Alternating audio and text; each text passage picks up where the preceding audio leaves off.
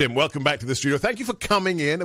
We have a handful of guests who still brave the empty streets of the swamp to come into our studio, and you're one of them. It was worth it just to hear you say rotten tomatoes. you enjoyed the way I said rotten tomatoes. Somehow it's like if you have a 5% rating on Rotten Tomatoes, it still sounds more dignified. I should sell my voice to RottenTomatoes.com. Jim, we have so much to discuss. We've just recorded an hour with you on our special separate... It's not an hour. It was 50 minutes. Was it really? Yeah. Oh my God, it felt like 30 seconds. Was it nuts? It was crazy. You're having so much fun. No, we recorded the latest episode for our Gorka's Cabinet long-form interview. I've never sat down with Jim. We've known each other, I don't know, 10, 20, who knows how long time. We've never sat down and just shot the breeze for that long, and it was so much fun. You find out who he is and what his take is on the swamp, how the president's doing on coronavirus. Check out Gorka's Cabinet right now. Join today at sebgorka.com. One thing we kind of touched upon, but not quite, and this is something that has really been exciting for me to watch, and I'd love to get your input as well. There's maybe a misunderstanding from the general public about how decisions are made by the federal government. As if, well, Dr. Fauci's there, he'll tell us what to do. Or Dr. Deborah Birx is the epidemiologist, she'll tell the president what to do. But you've been in the Army, you've taught, you're a West Point graduate, you've been at Heritage for 17 years. For you as well as for me, these things, the theory, the knowledge has to be matched with praxis. How does it actually work in the real world? And what we're seeing right now with the president is there's one person who bears the decision, the authority and the responsibility to decide, right, and there are those that feed into that process. Unpack how you see it working right now and how it should be working, because for me, it looks like the coronavirus response team is how it should be done. Yeah. So first of all, that's a great question. And you're right. I think most Americans have no idea what that really looks like, because for most of us, the exposure is what we see on West Wing or Bill Pullman or Harrison Ford in Air Force One. Or when that IRS check arrives, right? Yeah. Right? The worst president ever, Danny Glover, end of the world. And Danny Glover gets tsunamied by an aircraft carrier. What's that all about? Wisely... He's into films, by the way. Jim is into films. The Constitution basically framed the White House as a black box. And what that meant was, because of the balance of power and the nature of executive privilege, the presidents really have freedom to design the inside of that box and how it operates. This is really important. Can we stop here for a second? Sure. Because executive privilege is almost always seen in a very pejorative sense. The opposition party wants something. The incumbent White House president says no executive privilege. But what you've just outlined is very important, that a certain almost limitless latitude was given by the founding fathers to the executive, because stuff needs to be decided upon. And why that's smart, that's from a constitutional perspective, from a strategic perspective, is the support structure for a strategic leader that works best is the one that maximizes their capacity to make a high-quality decision at the right time. Yes, and in time. Every leader is different. And the smart ones will organize the White House to build on their strengths and compensate for their weaknesses. The weak ones will exacerbate their weaknesses by creating a White House structure that suits them, but doesn't actually facilitate their decision-making. So Bill Clinton, for example, loved to talk everything to death. Yeah. I mean, and so they would just become these endless talk sessions, and there was no forcing mechanism to force a decision. And so that's why, whether it was Rwanda or Bosnia, he was always late to the game. Right. Right. Right now, on that issue, let me share my experience in the White House. Is that I wasn't on the NSC, I was in this special group called the Strategic Initiatives Group. But what we found in the White House in general, and especially in the NSC, was a duplication of federal government. Right. It had grown to 420 people. The NSC and also what I call the over-tacticalization of the White House. Right.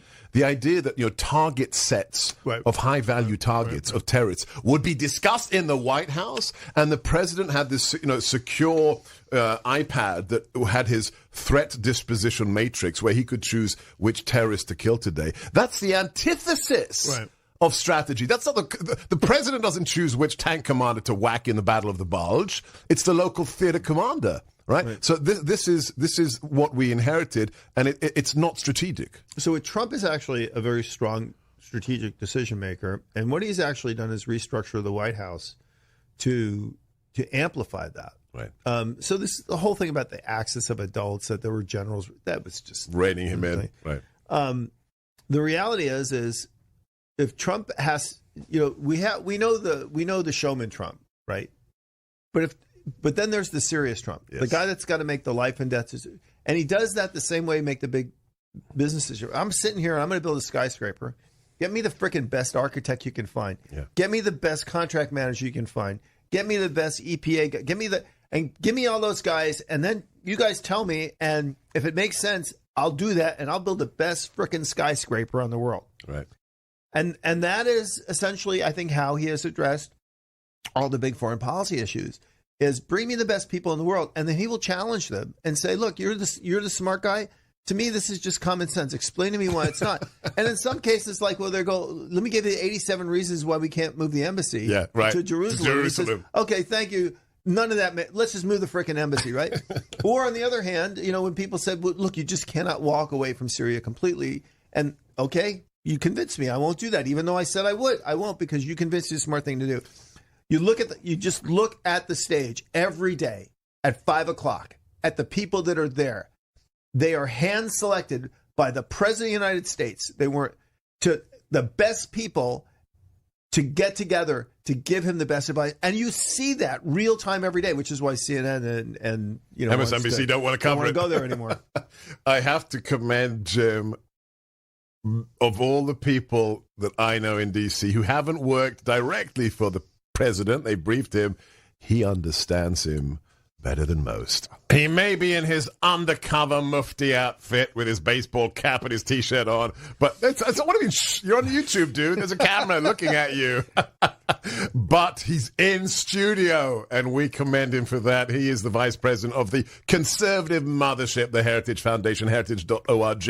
If you're not a member, why aren't you a member? And he is our regular go-to guy for all things national security and foreign policy. Jim, I think it was Sunday night. That makes sense. About midnight, that the president tweeted out the following: "We cannot let the cure be worse than the problem itself." That's really the challenge in front of the commander-in-chief right now. The shutting down, it's never happened. We've never shut down the U.S. economy. And incredible radio caller on my friend's show this morning called in. He said his sister's cousin's husband was working on in the oil industry. 28-year-old guy just ate a gun barrel yesterday because he lost his job. Oh, wow. I mean, this is the challenge in front of us. But that's statecraft, isn't it? Yeah. The criticism was, very typical. They cherry picked the president's comments over the top that somehow, he's just going to let the disease run rampant and kill the entire country. He's not going to do that. He recognizes that you need good public health policy to defeat the disease, and we've got to get the country back to work. Yes. And you have to... you have to balance that. Dude, you have to figure out how to do both. You have to beat Japan, and you have to beat Germany, and dude, you just have to figure out how to beat both. And that's what the president's doing. So there's three big variables that are going to define how we can do that. One is slowing the spread of the disease. This is why the public distancing is so important. We have to slow the spread of the disease, because we cannot let it overwhelm the medical system and crash the national medical system.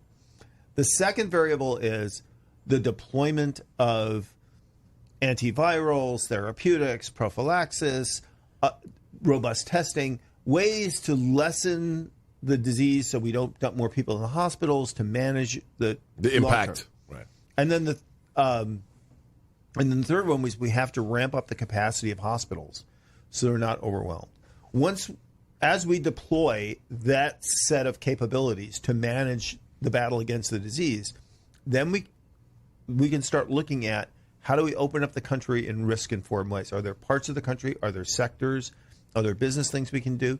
And a lot of this will be the innovation and creativity of us and American citizens in the private sector. So, for example, the airlines now are looking at UV disinfectant, right? So much more efficient way to disinfect the plane.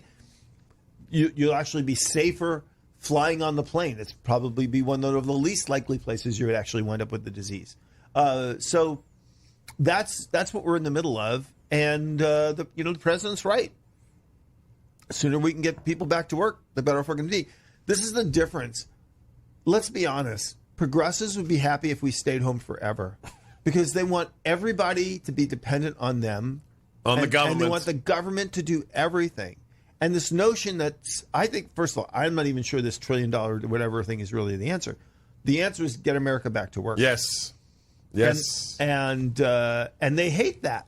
Yeah. They already said we're going to need more trillions of dollars after this, right? Yeah. No, we just need to put America back to work. And remember, London wasn't, this is not the London Blitz.